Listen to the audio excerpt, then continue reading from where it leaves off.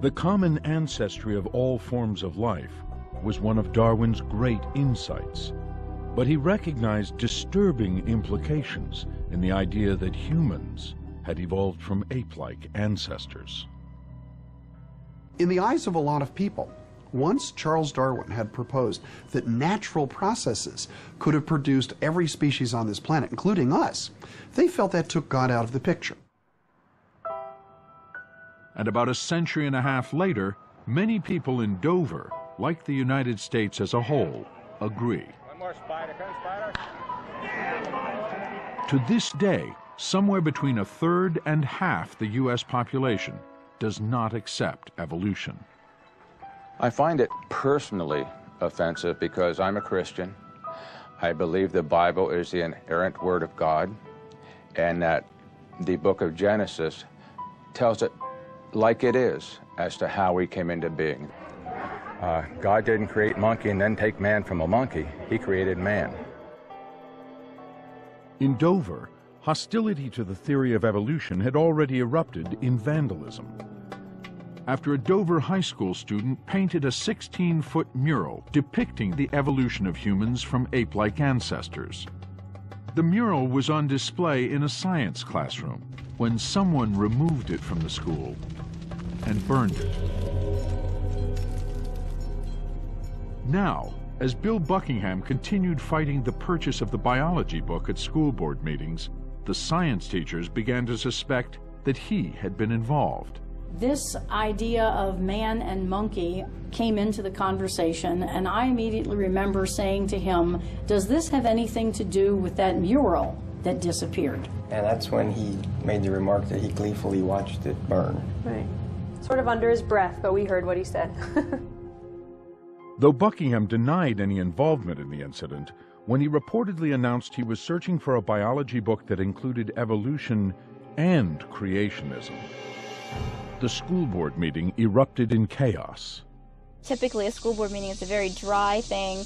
A couple of people show up because they have a certain issue they want to discuss. But these meetings would be hundreds of people, and it would be hot, and people would be upset.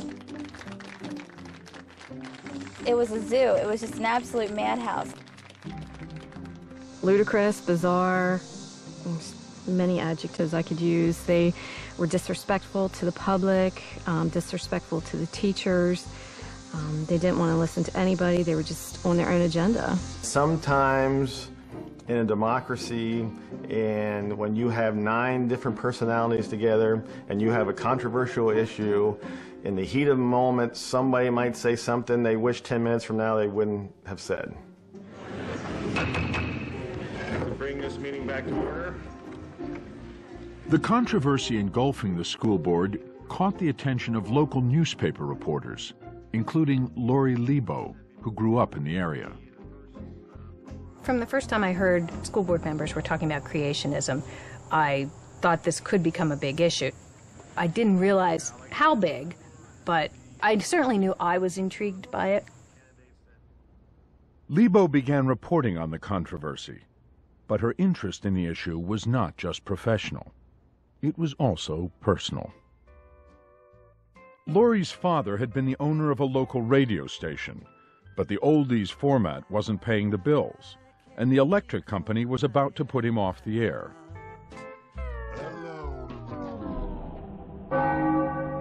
The next day, a gentleman came in who belonged to a local church, wanted to lease programming on the radio station, and offered to pay a decent sum of money.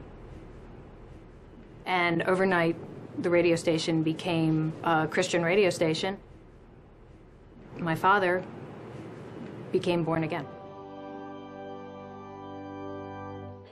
In her articles, Lebo would write about the 1987 Supreme Court ruling that would keep Buckingham from introducing any creationist text into biology class. In the meantime, Buckingham was in touch with 2 organizations known for questioning Darwin. One was a public interest law firm in Michigan called the Thomas More Law Center. Headed by former public prosecutor Richard Thompson, famous for his efforts to convict assisted suicide advocate Jack Kevorkian, the firm bills itself as the sword and shield for people of faith. Bill Buckingham contacted me as a private citizen and also as someone who was concerned that the biology textbook presented only one side, and he thought there should be other alternative theories involved.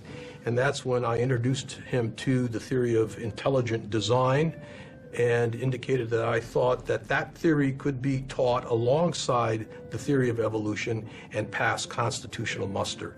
I asked, if there were any reference books out there, and they gave me the title of the book of Pandas and People.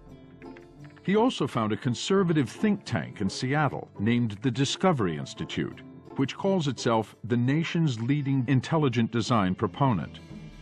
They sent Buckingham a DVD and other material on intelligent design.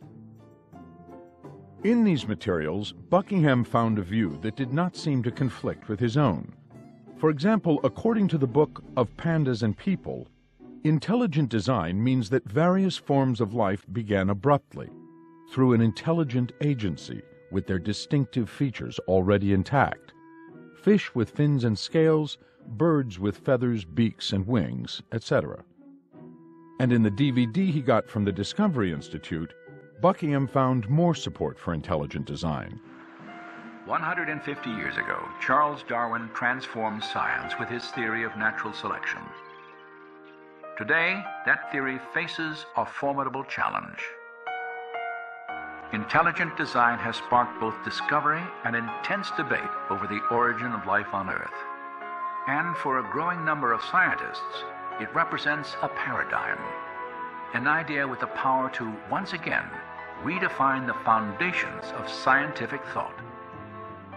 Both the DVD and book use the same example to illustrate intelligent design's central tenet, explained here by proponent Steve Fuller.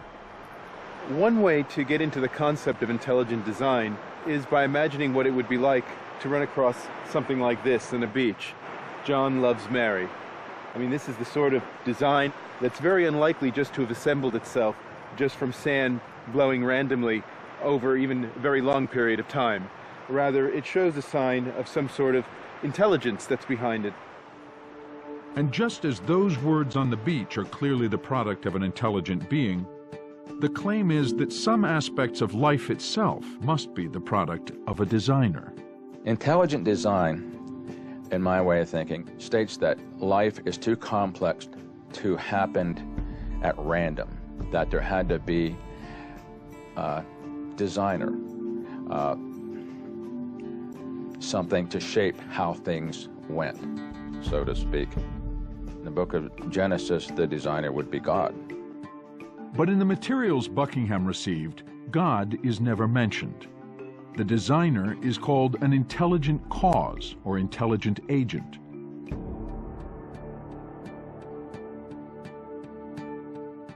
Championed by a law professor named Philip Johnson, intelligent design began to emerge in the 1980s.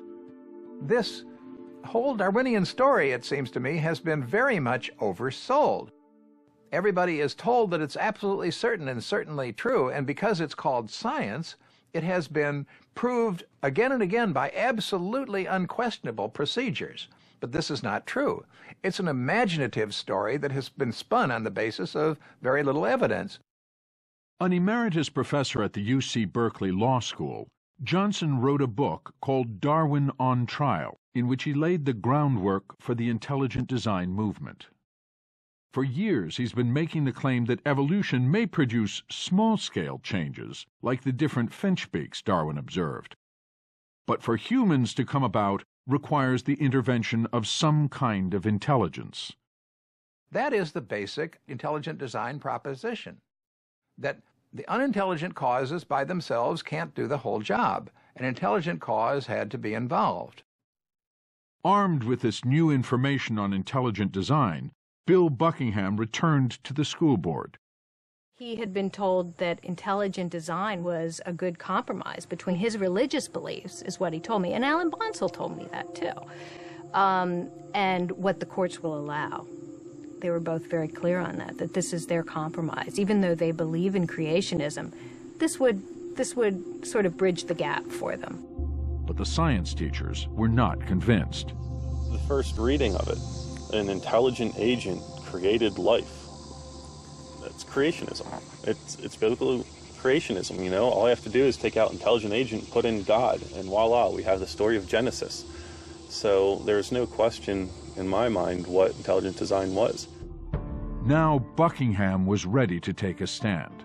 He came up with the ultimatum that the only way that they would vote for the textbook was that we adopted the Book of Pandas and People as a sister or companion textbook. But when he put it before the school board, he came up 2 votes short. The board chose to purchase only the standard biology book, co-authored by Ken Miller. Pandas was shelved.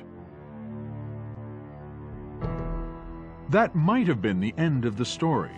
But a few weeks later, 60 copies of Pandas turned up in Bertha Sparr's department, a gift to the school from an anonymous donor.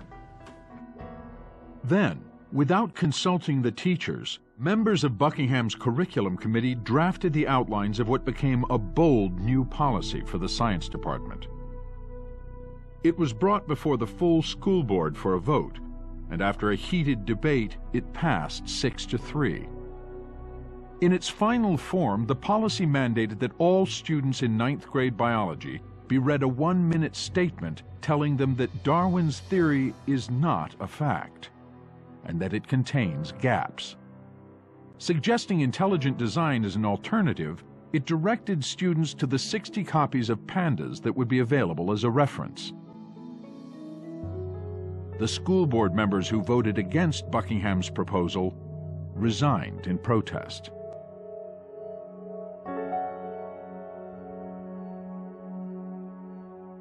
Tammy Kitzmiller is the mother of a 9th grade student who would be read the 1-minute statement at Dover High School.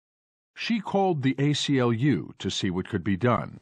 I just didn't agree with what they were doing. I did not like how they were trying to mix religion and science. We had parents, we had students, we had teachers, all calling us and saying, hey, there's a problem here, can you help us? And we said, sure, we'll help you. On December 14, 2004, 11 parents of Dover school students, including Tammy Kitzmiller and Brian and Christy Ream, filed a lawsuit in federal court in Pennsylvania, alleging the Dover School Board was violating their constitutional rights by introducing religion into science class. They would be represented by the ACLU, which had joined forces with the organization Americans United for Separation of Church and State, and Philadelphia law firm Pepper Hamilton. Eric said at the time, this is the case I've been waiting for my entire career.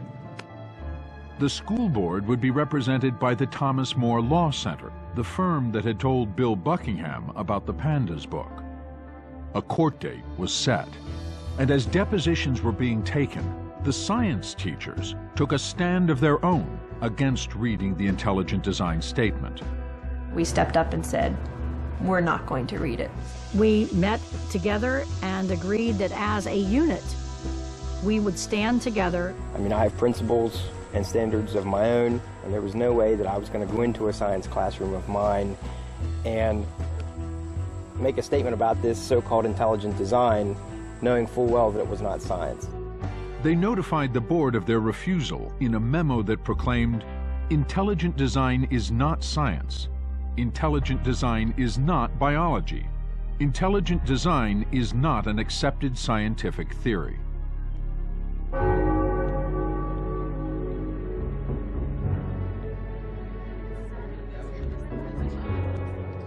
With the teachers refusing to read the 1-minute statement, Dover's assistant superintendent walked into 9th grade biology class on January 18, 2005, and read, "The Pennsylvania academic standards require students to learn about Darwin's theory of evolution, and eventually to take a standardized test of which evolution is a part. Because Darwin's theory is a theory, it continues to be tested as new evidence is discovered. The theory is not a fact. Gaps in the theory exist for which there is no evidence. A theory is